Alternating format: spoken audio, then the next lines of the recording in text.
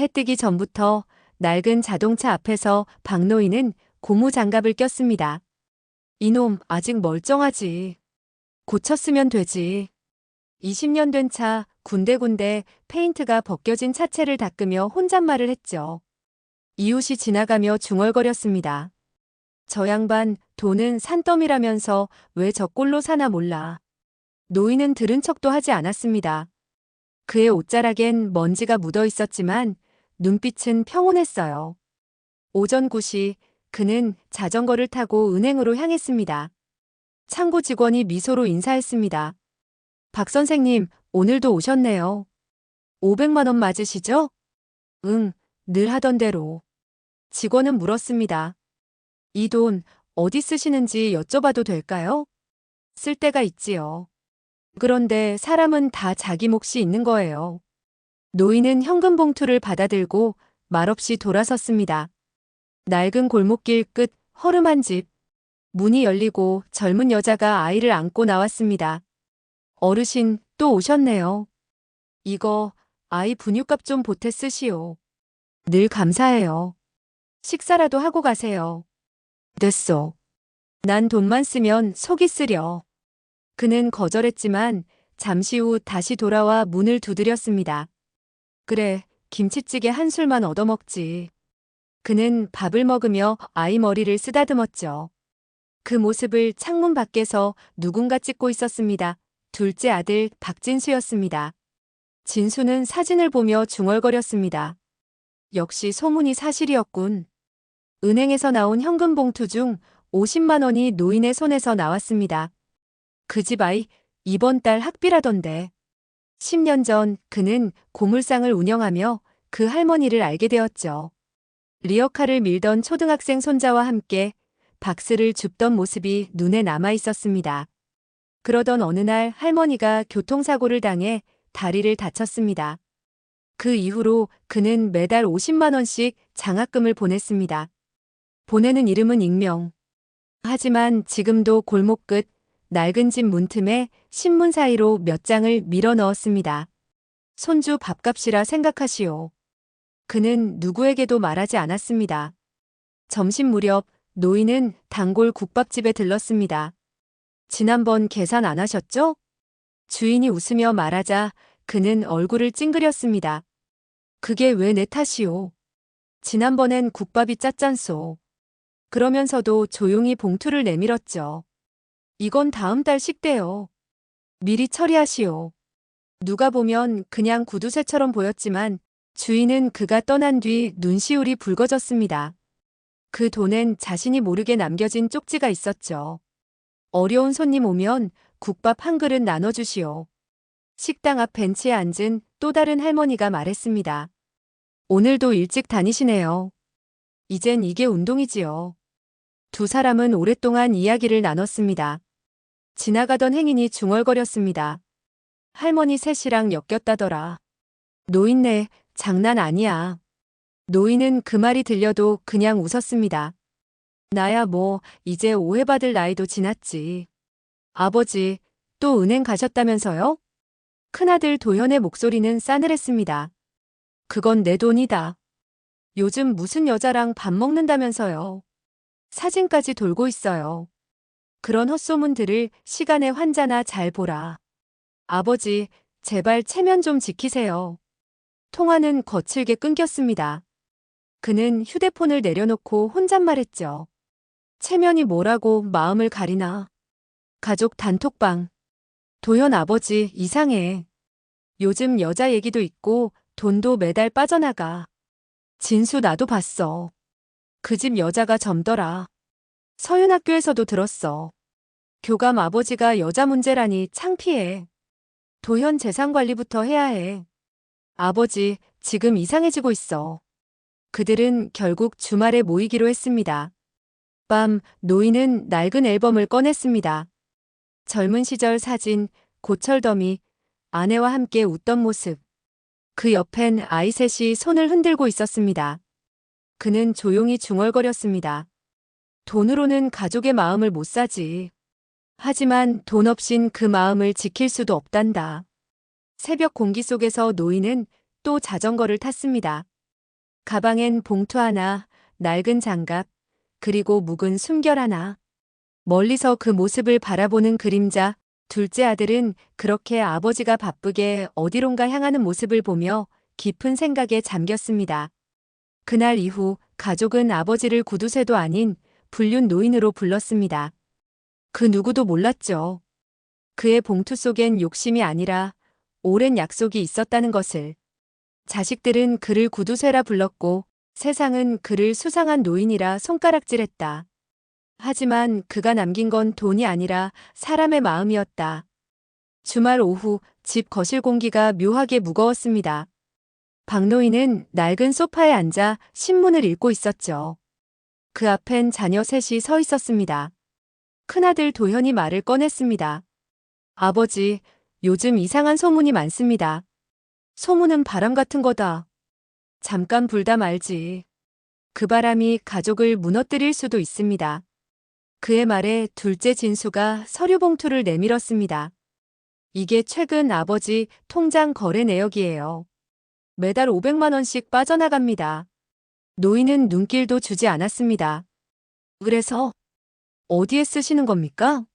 내 돈이지 않느냐? 요즘 여자 얘기도 있습니다. 이젠 체면 좀 생각하세요. 노인은 신문을 내려놓으며 말했습니다. 체면이 밥 먹여주더냐? 그 말에 막내 서윤이 한숨을 쉬었습니다. 아버지, 이렇게까지 무책임하게 사시면 안 돼요. 무책임? 돈을 지키는 게 책임이 아니더냐. 공기가 식었습니다. 세 자녀의 얼굴엔 참지 못한 분노가 스쳤습니다. 식탁 위엔 김치 한 접시, 미역국 한 그릇 뿐이었습니다. 막내 서윤이 말했습니다. 아버지, 손님 오면 이렇게는 안 하잖아요. 손님이냐? 가족이잖냐? 그래도 이건 좀. 먹기 싫으면 가라. 말끝이 차가웠습니다. 도현은 젓가락을 내려놓으며 중얼거렸죠.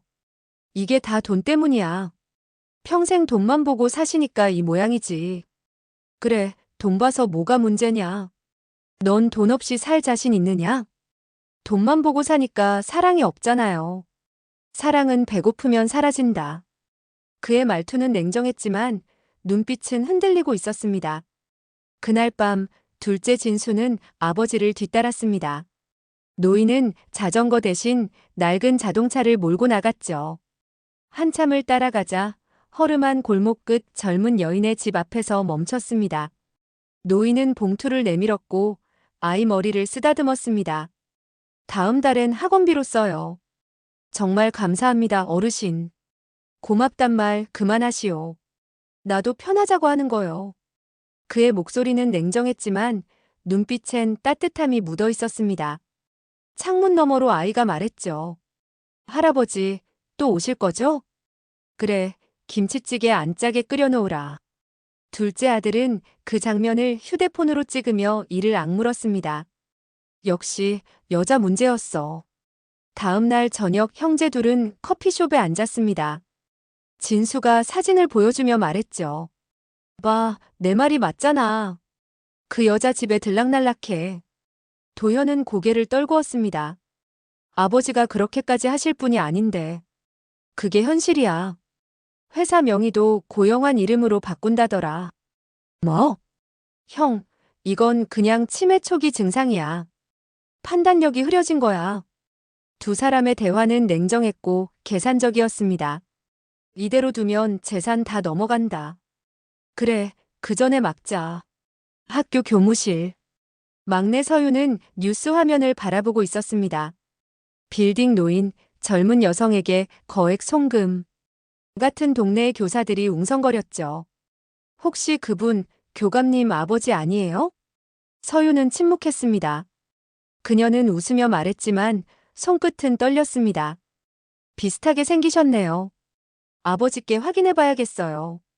그날 밤 그녀는 가족 단톡방에 글을 남겼습니다. 이제 끝이야. 아버지, 명예까지 잃게 생겼어. 며칠 뒤 고영환이 사무실 문을 두드렸습니다. 사장님, 요즘 자녀분들이 회사 서류에 관심이 많습니다. 그럴 나이지. 나도 그 나이엔 아버지 돈만 눈에 들어왔어. 하지만 오해가 점점 커집니다. 오해는 놔둬. 진심은 시간이 말해줄 테니까. 그는 미소를 지었습니다. 고영화는 대답하지 못했습니다.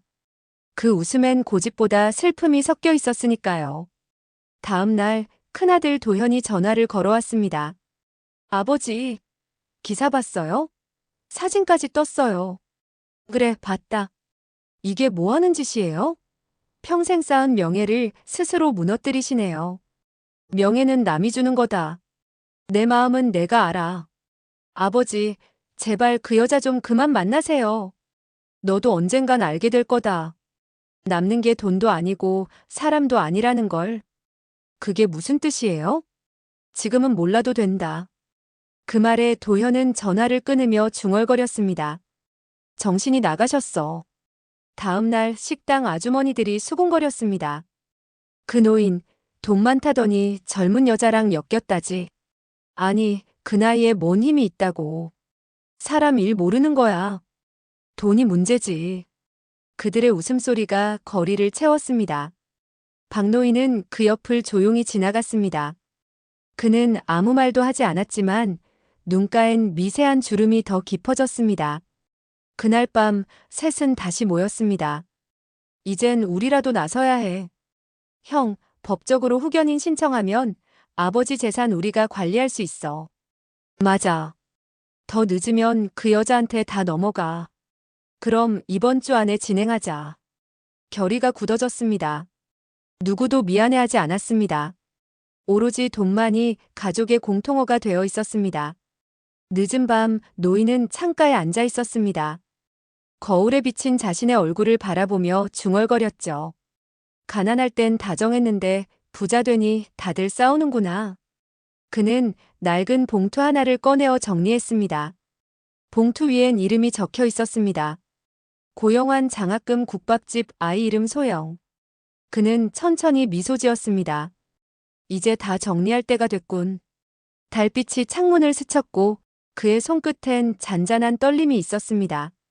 그 떨림이 오래된 결심의 시작이었죠. 박노인은 고영환에게 회사의 법인 등기 서류를 내밀었습니다.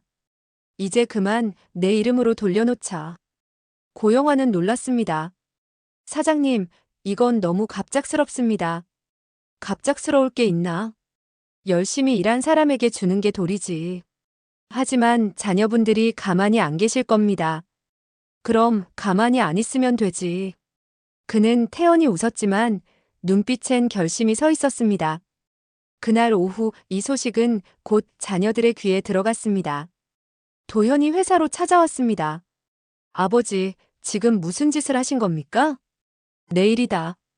그럼 우리 가족은요? 가족보다 직원이 더 중요합니까? 가족이라면 서로 믿어야지. 넌 지금 날 믿지 못하고 의심하고 있잖니? 아버지, 고영환한테 회사 넘기면 끝이에요. 끝이 문제가 아니라 너의 간섭이 문제다. 알겠냐? 그 대화는 회의실의 공기를 얼어붙게 했습니다. 며칠 후 밤 노인은 다시 그 집을 찾았습니다. 아이가 문을 열며 환하게 웃었습니다. 할아버지. 그는 고개를 끄덕이며 들어갔습니다. 젊은 여인은 밥상을 차렸습니다. 오늘은 찜닭이에요. 저희 아버지랑 할아버지가 좋아하셨잖아요. 그래, 그 생일날 같이 먹던 저녁을 기억하고 있었구나. 그럼요. 어릴 때 아버지랑 하숙집에서 같이 먹던 찜닭이에요. 그의 눈동자가 흔들렸습니다. 그녀는 하숙집의 주인 아주머니의 손녀딸이었습니다. 젊은 시절 그가 서울에서 하숙하던 아주머니의 손녀.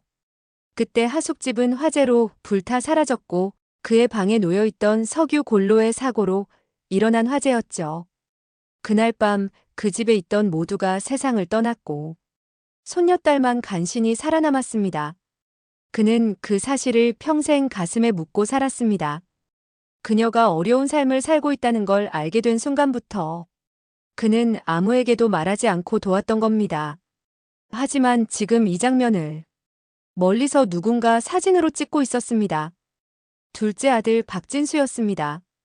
다음 날 가족 단톡방이 요란하게 울렸습니다. 진수. 맞지? 그 여자 집에 또 갔어. 밥 먹는 사진도 있어. 도현, 이제 증거도 충분하네.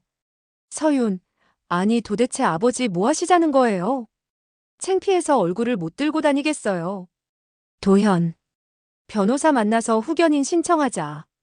진수, 그 전에 언론에서 알아차리면 끝이야. 빨리 처리해야 돼. 셋은 분노와 두려움 속에서 결단을 내렸습니다. 사장님, 요즘 신문에서도 떠들더군요. 그럴 수도 있지. 자녀분들이 법적 대응을 준비한답니다. 그래. 준비하게 내버려둬. 왜 그러십니까? 이러다 정말 영화나 사람은 욕을 먹어봐야 진짜 얼굴을 알게 된다. 그는 묘하게 웃으며 커피를 한 모금 마셨습니다. 난 이제 괜찮다. 오히려 속이 시원하구나.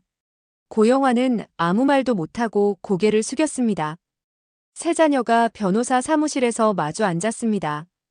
아버지 재산은 현재 현금, 건물, 회사 세 가지입니다. 건물은 형 이름으로 옮기고 회사는 내가 맡는 게 낫겠어. 나는 현금 계좌 관리할게요. 그들의 대화엔 피 한 방울의 온기도 없었습니다. 도현이 말했습니다. 나중에 우리에게 잘했다고 말하실 거야.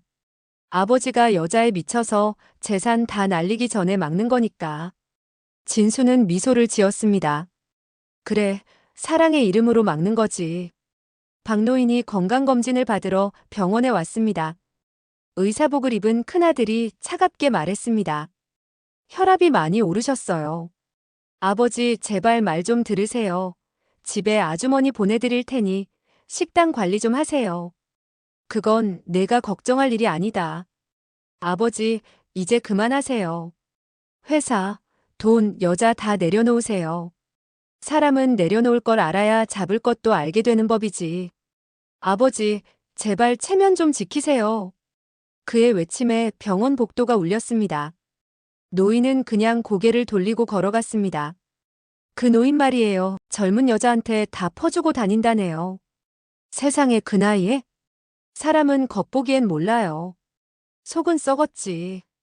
그들의 뒷담화가 흘러나오는 거리 한가운데 노인은 국밥집 문을 열고 들어왔습니다. 국밥 한 그릇, 김치 많이 말아줘. 그의 말은 단호했지만 목소리는 떨렸습니다. 자리에 앉아 조용히 중얼거렸습니다. 소문이란 게 참 빨라. 그날 밤 그는 오래된 상자 하나를 꺼냈습니다. 그 안엔 불에 그을린 사진 한 장. 하숙집 아주머니 아들과 그의 딸 그리고 젊은 시절의 자신이 함께 웃고 있었죠. 그는 사진을 손끝으로 쓰다듬으며 말했습니다. 그날 불만 안 났어도 지금쯤 이 아이가 행복했을까? 그의 눈가엔 눈물이 고였지만 입술은 미세하게 떨리고 있었습니다. 이젠 빚을 갚을 때가 됐구나. 다음 날 변호사 사무실 문이 열렸습니다. 세 자녀가 들어섰고 그 뒤로 박노인이 천천히 걸어 들어왔습니다. 도대체 아침부터 웬 소란이냐? 아버지, 후견인 신청하려고요. 이젠 저희가 아버지 재산 관리할 겁니다. 노인은 잠시 웃더니 말했습니다. 그래, 하고 싶은 대로 다 해봐라. 내들 뜻대로 되는지. 뭐라고요? 그래야 진짜가 드러나지. 그의 목소리는 낮았지만 어딘가 평온했습니다. 카메라는 그의 손에 들린 낡은 봉투를 비췄습니다. 그 안엔 40년 전 불에 탄 하숙집 사진 한 장이 들어있었죠. 서울지방법원 민사법정 앞. 박노인은 낡은 외투 차림으로 앉아 있었습니다. 그 앞에는 자녀 셋이 정장을 입고 변호사와 함께 있었습니다. 아버지, 이건 아버지를 보호하기 위한 절차예요. 그래, 나를 보호한다라고. 노인은 말을 잇지 못하고 얼굴엔 쓸쓸함이 묻어 있었습니다.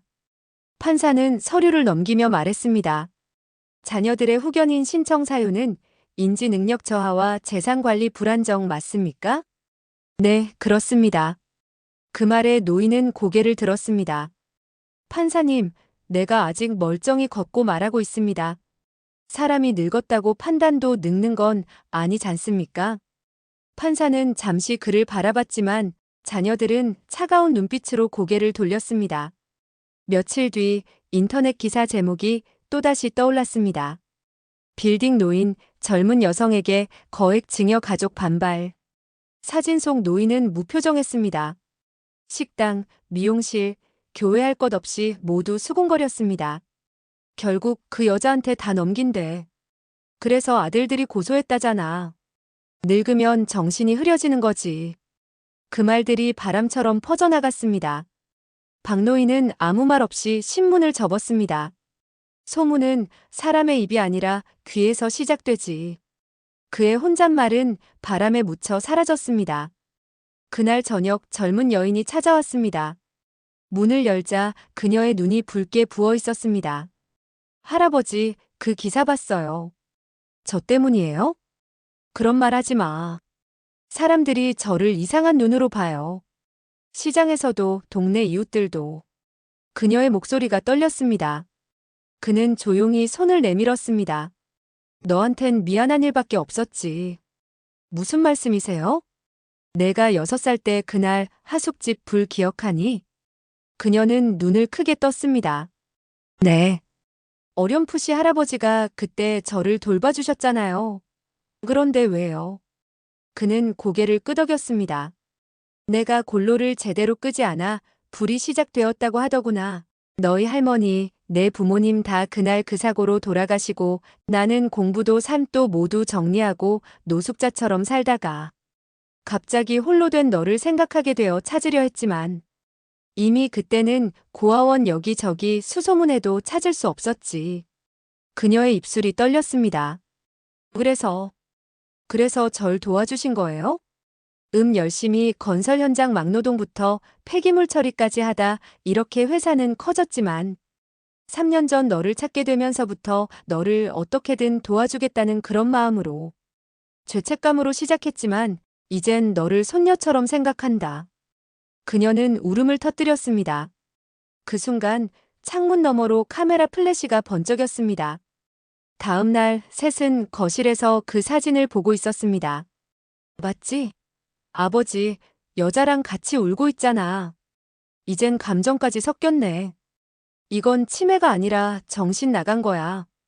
도현이 소리쳤습니다. 그 여자 바로 고소해. 서유는 손을 떨며 말했습니다. 기자들이 학교로도 전화했어요. 나 이제 끝이에요. 그들의 분노는 점점 증오로 변했습니다. 아버지가 우리 인생을 망치고 계세요. 그날 밤 자녀들은 아버지 집을 찾아왔습니다. 아니, 그 여자 도대체 누구예요? 제발 손녀딸 같은 여자와 또 옆에 있는 아이는 누구냐고요. 저희도 다 알아요. 제발 정신 좀 차리세요. 정신 차리라니? 기사 다 봤어요. 우린 더는 못 봐요. 노인은 조용히 그들을 바라봤습니다. 너희가 보는 게 다가 아니다. 그럼 뭡니까? 언젠간 알게 되겠지. 언제요? 아버지 돌아가신 뒤요? 알아서 드해라. 그는 더 이상 말을 섞지 않고 자리 피해 거실로 나갔습니다. 박노인의 행동이 오히려 자녀들을 자극했습니다. 도현이 책상을 내리쳤습니다. 아버지, 더 이상 참지 않아요. 그때 고영환이 집으로 들어왔습니다. 도현 씨, 진수 씨, 잠시만요. 당신이 뭔데 우리 가정사에 끼어요? 사장님은 잘못한 게 없습니다. 그래요? 여자한테 돈 주고 회사까지 당신한테 넘기면서 고영환은 주먹을 꽉 쥐었습니다. 그분은 죄를 갚고 계십니다. 죄? 무슨 죄? 박노인은 고개를 저었습니다. 그만해, 영환아. 사장님, 이제 말씀하셔야죠. 말해야 무슨 소용이 있겠니? 그의 목소리는 단호했지만 눈가엔 물기가 맺혀 있었습니다. 며칠 후 곰을 줍던 할머니가 찾아왔습니다. 사장님, 이거 편지예요. 무슨 편지요? 그 여자 하숙집 손녀가 쓴 거예요. 자녀분들한테 꼭 보여달래요. 편지엔 이렇게 적혀 있었습니다. 저는 어릴 적 불 속에서 어르신이 저를 구해주셨다는 걸 최근에야 알게 되었습니다. 그날 이후 그분은 저의 보호자이자 아버지 같은 분이었습니다. 기사 속의 모든 오해는 사실이 아닙니다. 저는 그분 덕분에 사람을 믿는 법을 배웠습니다. 옛날 생각에 괴로운 박노인은 그 편지를 접어 서랍에 넣었습니다. 비가 내리던 밤, 자녀들은 다시 아버지 집으로 들이닥쳤습니다. 이 편지 사실이에요? 그는 잠시 머뭇하다가 고개를 끄덕였습니다. 그래, 나로 인해 불을 났다. 그 아이의 가족은 다 그날 세상을 떠났지. 그게 왜 아버지 잘못이에요? 불은 날 수도 있는 거지 아버지가 불 낸 것도 아니고. 그때 내가 석유골로를 끄고 나왔더라면 옆에 있는 이불이 불 붙지 않았을 거야. 그땐 말할 용기가 없었지. 화재 원인은 난로로 인한 화재라고만 했지 왜 그렇게 되었는지는 다 돌아가셔서서 나밖에 알지 못했어. 그럼에도 난 말할 자신이 없었고 그래서 평생 그 아이를 찾다가 몇 년 전에 고영환이 찾아서 돕고 있었어. 진수는 주먹을 움켜쥐었습니다. 죄책감이면 죄책감이지 왜 다 퍼주십니까? 내게 평생의 짐으로 재산보다 나를 가족처럼 생각했던 하숙 집사장님을 잊을 수가 없었어. 그의 목소리가 비에 섞여 떨렸습니다. 자녀 셋은 아무 말 없이 서 있었습니다. 도현은 한참 만에 말했습니다. 아버지, 그럼 우린 뭐죠? 너희도 내 자식이고 그 아이도 누군가의 자식이었다. 그 말에 서윤의 눈물이 떨어졌습니다. 아버지, 왜 이렇게 사세요? 내가 살아서 갚을 게 아직 남아서. 그의 등 뒤엔 낡은 사진 한 장이 붙어 있었습니다. 불타버린 하숙집, 그리고 3명의 얼굴. 그는 그 앞에서 조용히 고개를 숙였습니다. 비가 멈춘 새벽, 박노인은 고영환과 마당에 서 있었습니다. 젖은 나무 냄새가 코끝에 스며들었고 새벽빛이 낡은 지붕 위로 희미하게 번지고 있었습니다. 이제 다 밝혀졌습니다, 사장님. 그래, 그럼 이제 정리하자. 무슨 정리요? 돈이든 건물이든 내 손에 오래 둘 이유가 없지. 그래도 가족들에게 조금은 남기셔야죠. 그는 고개를 저었습니다. 그들은 이미 가질 만큼 가졌지. 직업도 명예도 이름도. 이젠 내가 그들에게 남길 건 돈이 아니라 사람 한 명이라도 품을 수 있는 마음이야. 고영환이 묵묵히 고개를 숙였습니다. 박노인은 방으로 들어가 작은 봉투 하나를 들고 나왔습니다. 봉투엔 손글씨로 적혀 있었습니다. 내가 떠난 뒤 이걸 전해주게. 그땐 그들도 이해할 거야. 그는 봉투를 고영환의 손에 쥐어주며 미소를 지었습니다. 이건 내 유언이 아니라 내 고백이네. 사장님, 언젠가 자식들이 진짜 유산이 뭔지 알게 될 거야. 그는 허름한 옷차림으로 집을 나섰습니다. 하늘이 점점 밝아오고 있었습니다. 자전거 핸들엔 빗물이 맺혔고 그의 손엔 낡은 가죽 장갑 한쪽만 남아 있었습니다. 골목길을 천천히 달려가는 그의 뒷모습은 어딘가로 떠나는 사람 같기도 하고 평소처럼 일터로 가는 사람 같기도 했습니다. 그날 새벽 사람들은 구두쇠 노인이 떠났다고 말했다. 그러나 누구도 몰랐다. 그가 남긴 것은 돈도 건물도 아니라 마음 한켠에 남은 빛이었다. 바람이 불었습니다. 은행 앞 낡은 자전거가 살짝 흔들렸습니다. 누군가는 지나가며 그 자전거를 흘끗 바라봤지만 아무도 그 주인이 떠났다는 걸 몰랐습니다. 박노인이 앉던 자리, 그가 매일 창고 너머로 건넸던 짧은 인사, 수고하시오. 그 한마디가 이제는 이곳의 아침 인사가 되었습니다. 직원은 창구를 닦으며 혼잣말을 했습니다. 오늘은 안 오셨네. 그리고 미소를 지었죠. 마치 내일은 또 오실 것처럼. 그의 자녀들은 한 달에 한 번씩 모입니다. 밥상에 둘러앉아 국 한 그릇을 놓고 아버지 이야기를 꺼냅니다. 그때 아버지 참 고집 세셨지. 그래도 늘 먼저 미안하다고 하셨잖아. 그들은 웃습니다. 그리고 잠시 아버지가 앉던 자리를 바라봅니다. 빈 의자 하나가 이상하게 따뜻하게 느껴집니다. 나레이션. 사람은 떠나도 그가 걸었던 길은 남습니다. 매일 같은 길을 걸으며 누군가를 생각했던 마음, 그게 바로 사랑이었습니다. 사랑은 커다란 말이 아니라 늘 하던 대로 라는 한마디 속에 있었습니다. 햇살이 골목길을 비쳤습니다. 은행 간판이 반짝이고 그 앞에서 누군가 자전거를 멈춥니다. 마치 그가 다시 돌아온 것처럼요. 박노인은 떠났지만 그의 시간은 여전히 이 거리를 걷고 있습니다. 사람들은 그를 성실한 어르신이라 불렀지만 그의 진짜 이름은 사랑이었습니다.